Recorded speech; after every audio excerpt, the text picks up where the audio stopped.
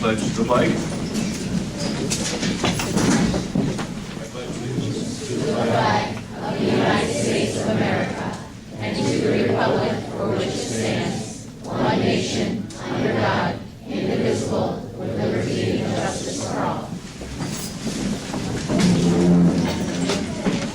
Thank you all for coming.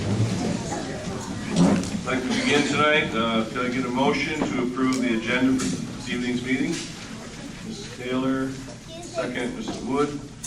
All in favor? Thank you.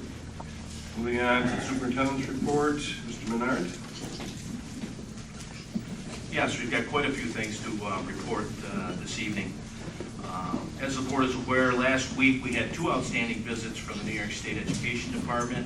On Tuesday, Assistant Commissioner Julia Raphael Baer and Courtney Jablonski, Project Coordinator, Office of Teacher and Leader Effectiveness, visit our district to view the implementation of the Strengthening Teacher and Leader Effectiveness grants. Both informed us that they were thoroughly impressed with the work that has been completed with the grants. As we informed the board earlier, the Central Square School District has been recognized as an exemplar district with its implementation of the STYLE grants. This visit reinforced our belief that our staff has done a phenomenal job with the implementation of every STYLE grant that the district has received. On Wednesday, Lisa Robinson, New York State Education Department Liaison School Turnaround Office, visited our district as we hosted the Replication Grant Summit at Central Square Intermediate. She was also thoroughly impressed with the work and the level of professionalism exhibited by our staff. She stated that our district has gone from the level of replication to the level of dissemination through the work of staff members at CSI. We all should be proud of the outstanding work taking place in our district. From the athletic department, Central Square Boys and Girls Volleyball will play in the Class A championship tomorrow at CNS. The boys will play Oswego at 6. The girls play Oswego at 7:30. From our music department, based on their spring 2014 NYSSMA auditions, the following students have earned performance seat in the Area All-State Honors Band, Honors Symphonic Orchestra, or Honors Chorus. Senior High Area All-State Chorus, Tritney Brill, Richard James, and Jake Fidal is an alternate. Junior High Area All-State Band, Mark Savage, Jared King, and Elena Mascaro. Senior High All-State Band, Katie Fuller, Catherine Tulawicki, Allison Davis, Cole Brookins, Nolan Ostrowski, Thomas Stewart, and Julia Georges. Senior High All-State Symphonic Orchestra, Brittany Cripps, Felicia Ostrowski, Michael King, Benjamin Moore, Matthew Gettle. The Area All-State Honors Festival will take place November 14th and 15th at Oswego. Additionally, the following students earned a seat with the New York State's most prestigious honor festival, that is the Conference All-State. Bethany Cripps, Conference Symphonic Band, Michael King, Conference Women Ensemble. The Conference Honors Festival will take place in Rochester at the Convention Center in early December. The Red Hawk Regiment competed at the Carrier Dome in the Large School Division II. They finished in 6th place. Congratulations on a great season. Thank you.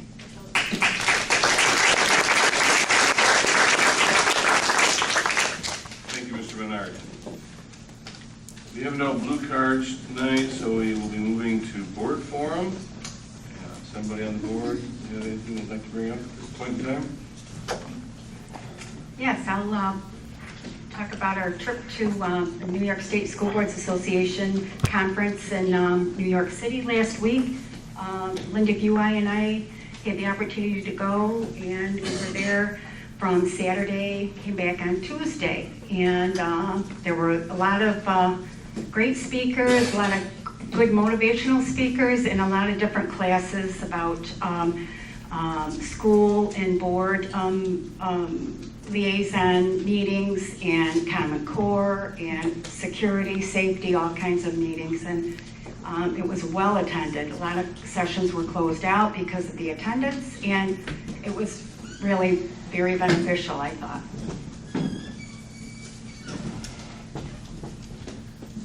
I got a couple things.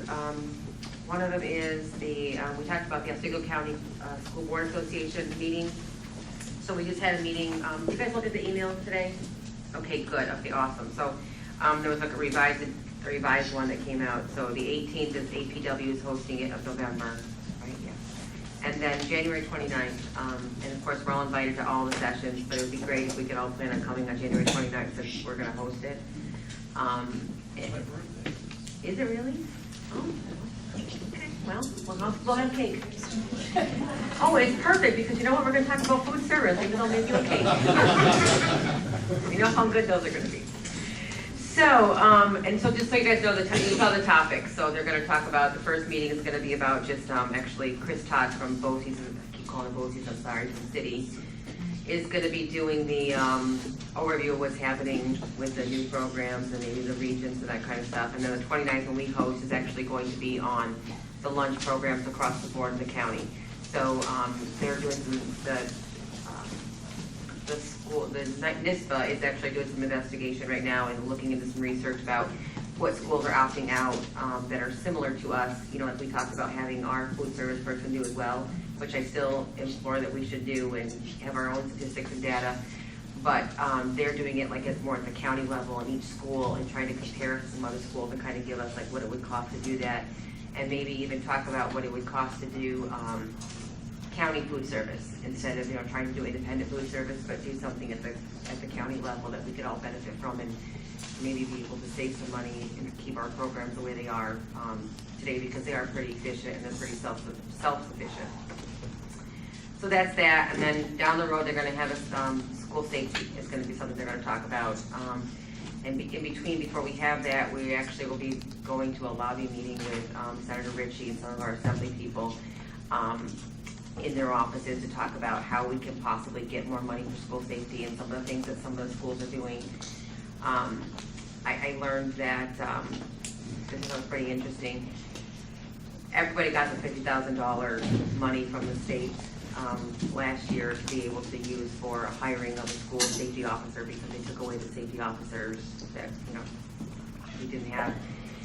You can actually, some of the schools in our county have actually hired retired police officers, and not state troopers, but retired sheriffs, who just recently the governor has allowed it to, they're allowed to earn beyond the capacity of what they're not capped any longer as far as what their retirement benefits are. So the beauty of that is that you actually end up having somebody in your community who's from your community, who is retired, carries all the same security clearances, weaponry, has the ability to still arrest somebody, can make full on-blown arrest, and can implement security procedures and processes. So there's a few of our surrounding school districts that are doing it right now. So I think it'll be nice when we can all get together and talk about that and kind of see how they benefited from that and what they're doing with that. So that's my two things on that. Joe, I know we talked about getting Dave Bartholomew to come in and do a presentation on lunches. I also think, and I'm just asking, I'll talk to the board here, see what you guys think. Maybe it's something that, you know, not even quarterly, but maybe a little more frequently, we could have the athletics person in as well. I think at least as we switch seasons, what's going, you know, so we can kind of know what's going on with the fall and the spring and the winter sports and that kind of stuff. And I know you're working on the 8th grade trip, and that's something that, you know, I really hope we see that come to fruition. That's something that I'm losing some sleep over. So that's all that I got.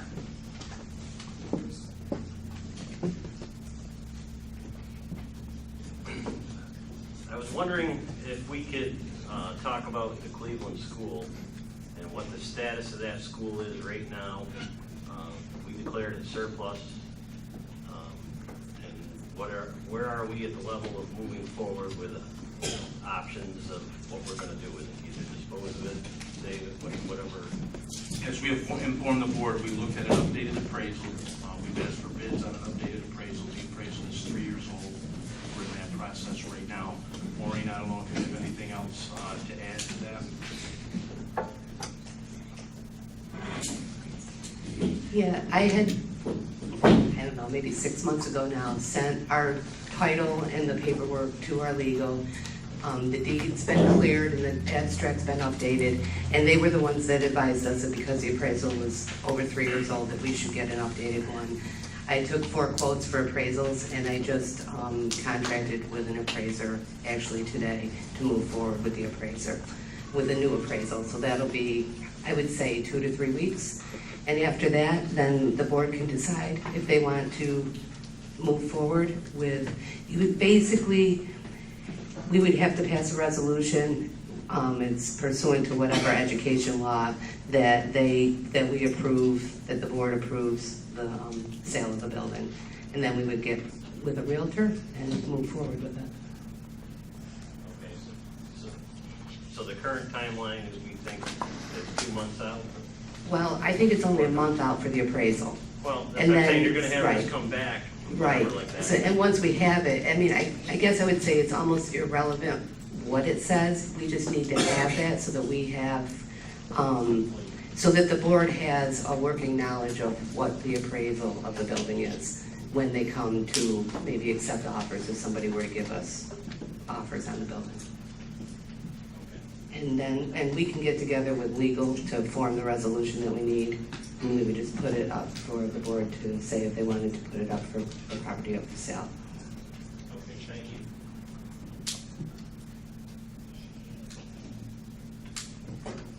Any other board members have anything for board forum tonight? If not, we'll move on to reports to the Board of Education. This time I'd like to introduce Aaron Phillips, principal at Brewerton Elementary, and we're anxious to see your spotlight at Brewerton Elementary.